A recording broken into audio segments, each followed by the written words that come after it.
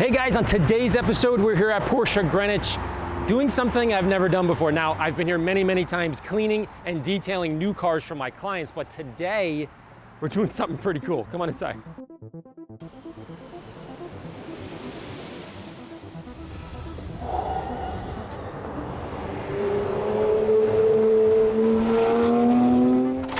Very exciting. Wow.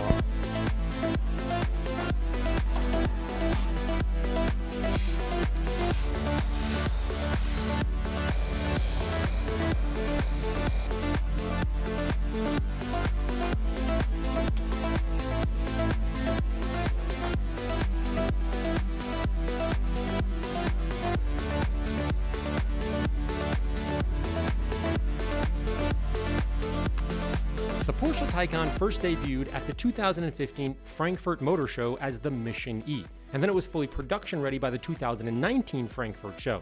The following year, 20,000 Taycans were sold in 2020. In 2021, Porsche released the all-new Taycan Cross Turismo as the shooting brake lifted crossover variant with additional body cladding and plastic fender guards designed for more off-road use than the Taycan sedan. For me, and I'm guessing many others, this is the perfect combination of modern styling along with usability, especially with a family and a trunk packed full of detailing gear. It is the ultimate all-wheel drive electric wagon, and with the market for used cars as high as it's ever been in my entire lifetime, plus if you have a little bit of patience, now is the moment to strike. Before I could get my hands on the Cross Turismo and do all of my fun stuff like upgrade the wheels, add spacers, lower it, wash it, polish the top, and of course the bottom of the car, why would you not polish the bottom of the car, tint, bra, windshield bra, and, eventually drive it, I did have to place my first ever brand new car order. Now, to do it, it would mean the most to me if I could actually order it at the dealership that I've cleaned cars at in the back for years. Rui Moreira, the GM of Porsche Greenwich in Connecticut, walked me through the process so that he could understand exactly what I was looking for so that we could build the specific spec precisely as I had envisioned it in my head. As I've come to learn, in the world of Porsche, there isn't much that can't be done as everything is pretty much handmade. After several hours of me going over every single option, God bless Rui, he went outside and inspected the Macan that I found on eBay and bought in Detroit a few years ago, and I just did a winter detail on in preparation for showing the dealership to get the best trade-in value possible. Now, because the market for used cars is completely insane, I was able to drive my Macan for a year and a half and then trade it into Greenwich and get the exact same price that I paid for it almost a year and a half ago. So I couldn't have been happier with that. So once we agreed on that price, I signed on the dotted line on June 10th, 2021, and production for my Taycan started on September 24th, 2021. What's really nice is Porsche has a vehicle tracker that allows you to follow your production, completion, and then the tracking info as your car makes the journey from Stuttgart. Likewise, while I was waiting for the build, Rui arranged a Porsche Experience at Lime Rock to test out the Taycan sedan on an autocross in a lead-follow situation there. So just to make me a little bit more impatient for my Cross Turismo, but Porsche service and Rui in particular is just second to none. A few months later, the Cross Turismo finally arrived in Atlanta, so Rui, me, and my friend Mike from Machines with Souls flew down to check out the Experience Center and my new car. This is kind of awesome. Congratulations on your car. Thank you. One Porsche drive. I'll have a full-length video tour of the huge facility on my studio channel, but let's just say this place is insane. I took about 100 fangirl photos and selfies, etc., and after I sort of regained my composure and signed in, we toured the famous wall of Porsches where I saw my 964 and the new Cross Turismo behind glass in miniature form. Then I went in and raced Rui and Mike on the Porsche simulator, and then played this hand-eye coordination machine for race car drivers, super cool. Afterwards, we ate lunch at the 356 Cafe overlooking the driving circuit before touring the amazing facility and cars with interactive walls in every single option that is available on a car, so my brain exploded. Then we went down to the museum featuring the colors of gorgeous Porsches, race cars, the awards, everything Porsche that you could absorb through your pores, all leading up to the new car delivery lounge. Finally, behind this door, my 6-month wait was about to be revealed under a black cover. Once inside, they pulled off that cover and I knew I had made the right choice. Absolutely stunning in person. Now, again, after I composed myself yet again, they gave me the quick tutorial, I signed the Porsche wall, and then I went for a few laps on the course while they were preparing my car for transportation back to Porsche Greenwich. Finally, after a 3-day journey up the East Coast, my Taycan arrived at Porsche Greenwich for pickup day. Well guys, I made it down to Greenwich Porsche and you can see the Taycan is here. It looks absolutely amazing. It is 4 degrees outside, so we're gonna see how this thing handles in the cold. The only thing left to do is to add the AMMO keychain and then pull her outside next to the Macan to switch out the kid seat, and then I was off for the first drive in my all-new Cross Turismo. Naturally, within a few hours it snowed and my new car was filthy, but that's cool. It was time for a makeover anyways. First thing I did was pull it on the lift and activate the jack mode in vehicle settings to deactivate the self-leveling as the car has air suspension. A few days earlier, my new set of black wheels came in and I picked them up from Porsche Greenwich, and all 4 tires fit inside the car, which is impressive. That's a lot of space, especially since the rears are 305s. Anyways, when I started this project, my buddy Levin's truck was at the shop for that huge disaster detail. If you haven't seen it, I'll put a link above. Now, I used his truck to haul both the new and the original wheels over to Speed Sport Tuning to swap out the Summers that came on the black wheels with All Seasons. Inside, Mark and the boys moved a ridiculously nice 356 out of the way so that we could pile up all the wheels and tires, etc. nearby safely. Meanwhile, back at the studio, my tint guy Juan from Gem Pro Window Tint is installing Expel Prime XR Plus Nano Ceramic Film, 20% on the sides and 70% on the windshield. I'll have a full-length video coming on the studio channel discussing all of his tricks and tips for installing tint and what you need to know if you're getting it done on your car. But let's just say when a guy starts his work on your car by using a lint roller, that's a man who's after my own heart. Well, I have 3 cats, so... Then, after he covered the dashboard and the door panels in his custom-made towel to avoid water drippage, I nearly passed out from excitement. After cleaning, measuring, and cutting the tint, he used a blowtorch to remove the moisture and form the tint to the surface, then files the edges of the tint so that it fits smoothly in the door moldings and doesn't catch or peel when the window goes up or down. Unbelievable. Now, for the windshield, he uses a special bag filled with soap pieces to help the tint avoid sticking, and then he rests the razor blade on a button, like your shirt button, to avoid scratching the glass as he cuts the tint. My brain nearly exploded. Sufficient to say the tint job was superb.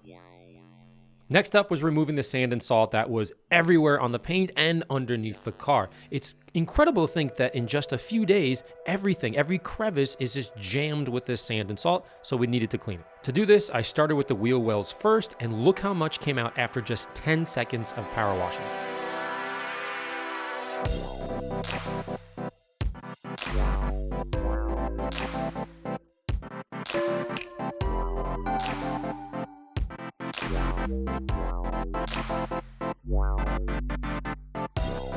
With the top and bottom rinsed, I soaked everything in foam and Boost anti-salt wash for very obvious reasons and gave it a good scrub and rinse. By the way, notice how flat the undercarriage is. It must just fly through the wind tunnel. I repeated the same steps on the paint and the door jambs, but I also took some time to just re-clean out my wash buckets as well before putting towels and soap in it. My paranoia on virgin paint is real.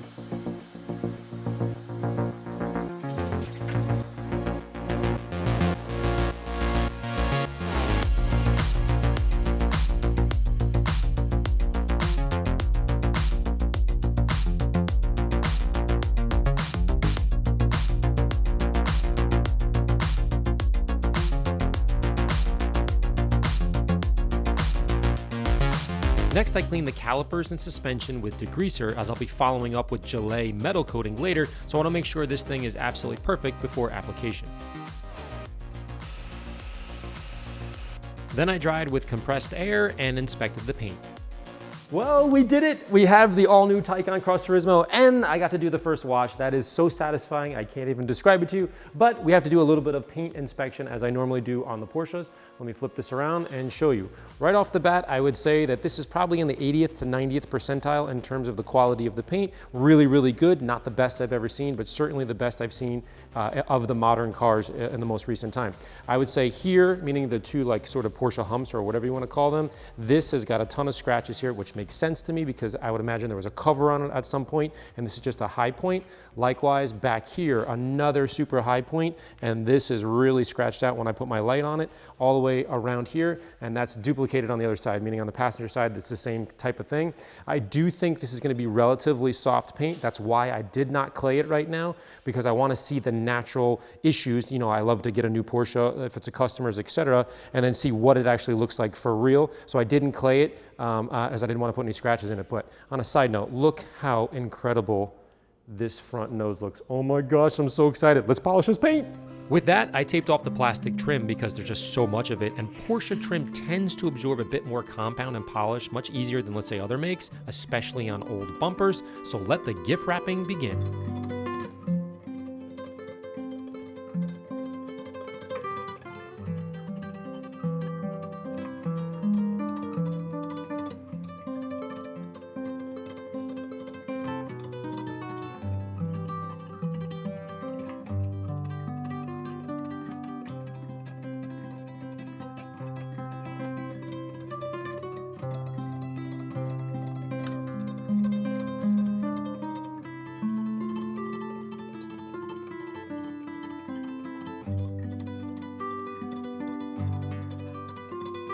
When I was all done with the top side and the lower areas with the 3-inch polisher, I then focused on the rear diffuser body piece that was gloss black, and when I was done, it looked absolutely amazing.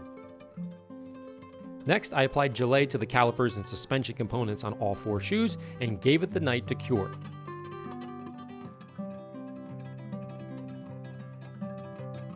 The following morning, we installed Expel Ultimate Paint Protection Film to the freshly polished paint. Now, much like tinting, the area must be 100% clean to avoid little specks of dirt getting trapped behind the film. But unlike window tint, PPF is pliable and can be stretched to fit over or around curved areas, which requires a bit of hot water and lots of pulling. The amount of heating, squeegeeing, and training the bra is critical to a long-lasting installation, especially on small little areas like the tow hook cutout.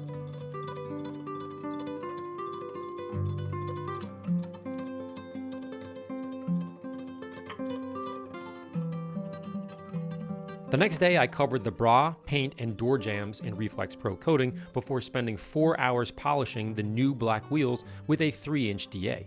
As you can see here, there are a bunch of scuffs and scratches that need to come out before applying gelée wheel coating. So I used the Meguiar's microfiber cutting pad and blue compound first, then I followed up with the yellow pad and the yellow polish as step number 2. Afterwards, I applied wheel coating and then repeated the same steps 3 more times. Just about then, my new spacers arrived from flat6motorsports.com. Now, these are the same guys that I used on the Macan spacers that worked really great, so I ordered from them again. But this time, they sent a spacer kit made from a 3D printer, so I could just test size which one fit best, meaning which spacer looked the best, without having to buy 17 different versions of it. It's a completely brilliant idea. This spacer kit saves on so much back and forth deciding on which ones are the right ones for your wheels, but keep in mind, they are plastic. You can't drive on them. They're just for fitment purposes. Anyhow, I went with 14 millimeters up front and 15 in the rears. Now look at the before and after. It's super subtle on camera, but in person, it looks amazing. It has a huge rear end, a big shoulders on the back, and I absolutely love it. Once I got the spacers on, I couldn't help myself. I had to pull it out of the garage, and the Taycan looked absolutely insane, but I need to lower it just a little bit. Now, right about this time, I had spent about 4 straight days on the car, and I had to go check out this Lamborghini Countach barn find, so we took a little bit of a break from the new car clean project, marathon, whatever you want to call it, and we traveled out to go look at this Lamborghini Countach. Oh, yeah. Oh, the boys from the Curated ended up buying the Lambo and bringing it back to the studio, and we left it on the lift. At that point, I had to have the boys from ExoShield down into the studio to install my windshield protection, but this time we did it in bay number 2. Again, it's similar to window tint with respect to its installation, but it's super strong and obviously perfectly clear. Think of it like your iPhone screen protector, but it's actually for your windshield. It's pretty cool. Here's a better example. Look at the difference between Exo Shield on the left and the Clear Bra on the right. Definitely different products for very different purposes. Of course, I have a full-length how-to video on the studio channel, but for now, just know that replacing a factory-installed windshield with a replacement one later never seems to fit or feel absolutely perfect. It can whistle or have these weird gaps, or even glue squeezing out is super annoying. So for me, this is just 2 years worth of mental insurance. More on this later, but I have links to everything that I've used and why in the description. And no, this or anything else that you're seeing right now is not a paid sponsorship. This is just a documentary of how I would and how I did protect my dream car. Just about then, my ghost drop links arrived at Speed Sport Tuning, so off I went to Brian and the boys for a little extra drop in my Taycan. Mark, the service manager, set up the ghost links for me a few days ago, which are the same ones used in the Taycan sedan. First, we measured the stock height at 29.25 and the rears at 29.25. Spot on. With the wheel at full lock, Ryan popped off the link by hand as it's held with a ball socket. Next, he measured the new links to set a baseline for each side that will be adjusted later based on how it looks and how low I want it to go, etc. Next thing is just pop on the new ones. Literally, it's as simple as that. So today we're going to be lowering the Taycan. It's actually quite simple. We're going to be tricking the factory ride height sensors, taking off the non-adjustable rods, installing a set of adjustable rods. The fronts, we're going to be lengthening them 5 millimeters. The rear, we're shortening them 5 millimeters, and that's essentially going to drop the entire car 3/4 of an inch to an inch. Pop off and pop on. To adjust the height, spin the link. Now, we found that 3 complete turns around is about 1/8 of an inch down or up, respectively. Now, you can hear that it clicks back on when you're done. Afterwards, Mark turned the car on and off to bleed and reset the air suspension, and then we repeated the steps on the rears as well. Again, this is incredibly simple. Next, we measured again and then went for a quick ride to have the suspension settle, and then when we got back in, we put her back on the alignment rack to dial in the exact look and the precise ride height I was going for. So a quick recap, replacing the links took, 15, 20, 25 minutes maybe. Finding the ideal height took about 2 hours or so because I'm crazy. Now, once I was happy, we put her down and remeasured to get the true before and after. So where are we at? We're at 28 inches exactly in the rear. So we started at 29.25, roughly lowered the car 1.5 inches. Now, what makes this so cool is that the Taycan has actually been lowered 1.5 inches at its lowest setting, but with the push of a button, it will go back to its highest setting or any setting you want, essentially giving me more distance from top to bottom. It's the best of both worlds based on what I'm doing in the car. If I'm going off-road, fine, push a button. Going to get groceries or whatever, boom, down. Off to a car show, drop to the ground. It's the easiest styling you can do for a Taycan that's 1,000% reversible with the push of a button or just simply replacing the old links in just a few minutes. Once again, SST for the win. Later that day, I got a call from Rui asking to come up to the studio to check out all the upgrades on the car. And on the way in, he had a special surprise with him. It was an absolutely stunning hand-painted picture of the Taycan from the delivery day in Atlanta. This was painted by Tanya Stadnik from the Netherlands, who exclusively paints Porsches. I'll put a link in the description to see more of her amazing work, but once again, Rui went above and beyond.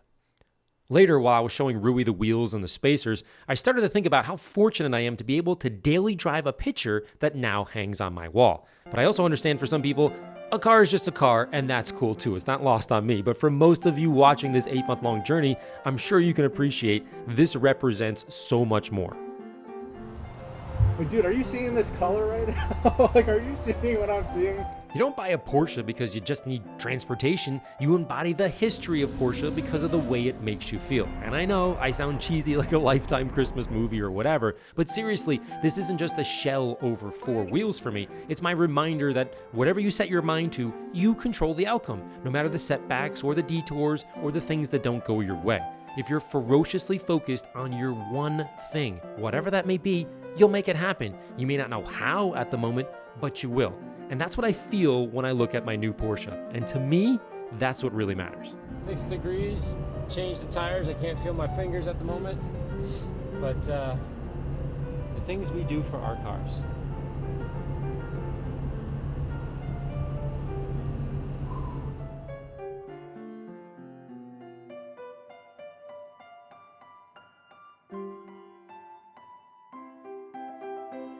Hey guys, I want to give you a quick update on the car detailing simulator. It looks absolutely spectacular, especially with the all-new AMMO Studio and Supercar downloadable content that will be available by April 2022 on Steam. Make sure you click the link in the description to start playing.